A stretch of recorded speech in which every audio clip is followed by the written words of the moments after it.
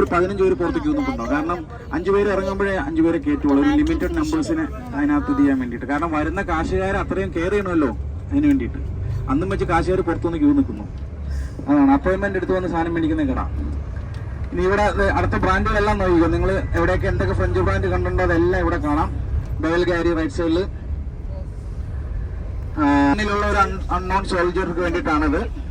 അതൊക്കെയാണ്. പിന്നെ നിങ്ങൾ ബിൽഡിങ്ങുകളെല്ലാം നോക്ക്, സ്ട്രീറ്റുകൾ നോക്ക്, ചുറ്റും പോകുന്ന സ്ട്രീറ്റുകളുണ്ടോ? ഇനി ഞാൻ നിങ്ങൾക്ക് ഒരു വീഡിയോ കാണിച്ചു തരാം. ഈ ന്യൂ ഇയറിന് ഇവിടെ സൂപ്പർ പരിപാടിയായിരുന്നു. ഞാനിവിടെ വന്ന് കാട്ടുകുത്തി നിന്ന് വീഡിയോ എടുത്താണ്. 5 മണിക്ക് വന്ന് നിൽക്കേണ്ട വന്നു 12 മണിക്കത്തെ പരിപാടിക്ക്. അപ്പൊ അത് കണ്ടു. അപ്പൊ ഇതിങ്ങനെ വന്നിട്ട് കംപ്ലീറ്റ് സ്ട്രീറ്റ് കണ്ടോ, ഇവരുടെ വിക്ടറി കാര്യങ്ങൾ ഇതൊക്കെയാണ്.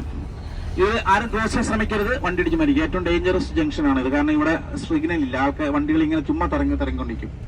അപ്പൊ അത് കഴിഞ്ഞിട്ട്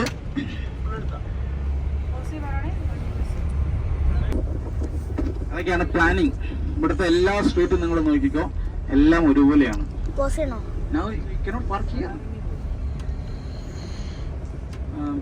Maybe a little further.